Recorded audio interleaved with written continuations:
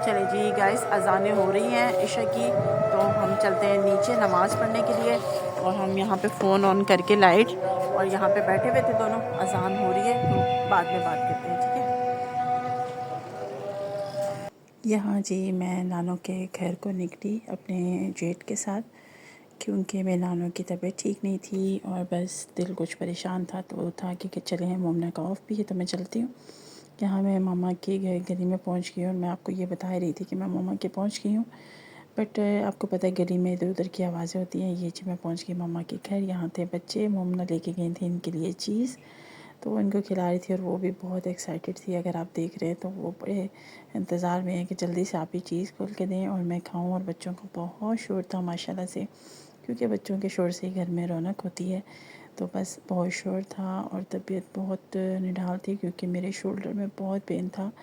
वो आपके साथ कभी अल्लाह ना करे ऐसा हो, लेकिन आपने कभी सुना हो कि अगर आप तकिए पे एक साइड सो जाते हैं तो बस वो तकलीफ़ थी। यहाँ पे चेक करें ज़रा, मोमना उनसे किसी ले रही हैं, प्यार ले रही हैं उनसे, तो वो भी बहुत एंजॉय कर रही हैं। असल में मोमना को पता नहीं चलता उसको चीज़ कैसे खिलानी है, वो डायरेक्टली उसके माउथ में डालती जाती है। फिर मैंने उसे बताया बेटा कि थोड़ा गैप गैप से आप उसे चीज़ दें। यहाँ पर जी मैं नानों के घर पर पहुँच गई हूँ, जो कि मैं आपको बता रही हूँ कि मैं नानों की तबीयत पूछने आई हूँ। और मेरी सिस्टर ऑलरेडी वहीं पर थी, जो कि नानू का फ़ीवर चेक कर रही थी। और थोड़ी देर बस मैं नानू के पास बैठी और नानू उस वक्त ठीक नहीं थी। मैंने आपको उनके पैर दिखाए हैं कि उनके पैर में कितनी सूजन है, जो कि पहले से कम हो गई है। बस आप लोगों की दुआओं की सख्त ज़रूरत है। मतलब मैं अपील कर रही हूँ आप लोगों से कि बड़े बुज़ुर्गों का होना बहुत ज़रूरी है। मेरे नानों के लिए ज़रूर दुआ कीजिएगा। यहाँ पे इसके बाद मैं घर जब गई तो मेरी सिस्टर का बेटा बहुत तंग कर रहा था कि मुझे मम्मा के पास छोड़ कर आओ, मुझे मम्मा के पास छोड़ कर आएँ। तो मैंने कहा चलें मैं आपको छोड़ कर आती हूँ। और देखें कैसे फुर्तियों से जो है ना उन्होंने अपने शूज़ पहने हैं। तो मैं उनको बोल रही हूँ कि आपने करना क्या है उधर ना। तो मामा भी यहाँ मुझसे बात कर रही थी कि नानू की तबीयत ठीक नहीं है। तो मैंने कहा मामा मैं ज़रा इसको छोड़ कर तो फिर आती हूँ, ताकि ये बाकी बहनों को डिस्टर्ब नहीं करे। तो बस मैं इनसे यही बोल रही थी पीछे पीछे कि आपको करना क्या है उधर जाके, मुझे ये बताओ।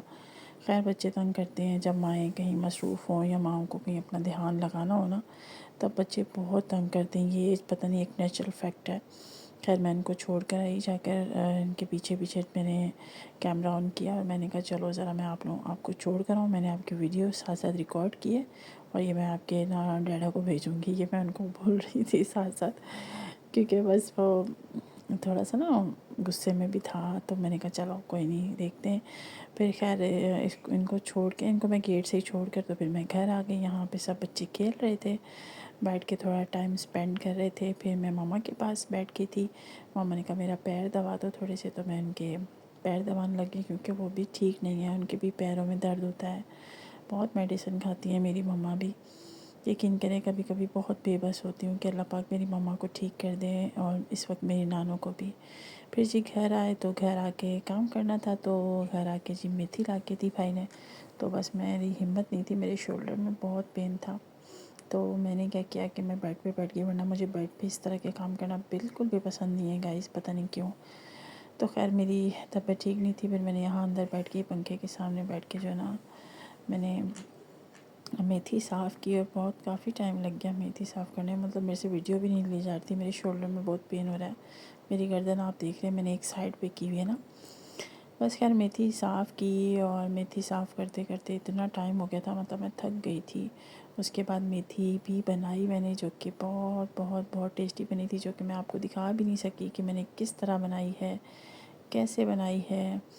तो बस मैं अपनी बेटी से बोली थी आप कैमरा मुझे दे दो, मैं ख़ुद बनाती हूँ ना। तो खैर उसने बहुत कोशिश की वीडियो बनाने की, क्योंकि मेरा एक हाथ काम नहीं सही से, मतलब शोल्डर में पेन हो रहा था, जिसकी वजह से कैमरा भी उठाना थोड़ा मुश्किल लग रहा था। खैर अल्हम्दुलिल्लाह पहले से तबीयत बेहतर है।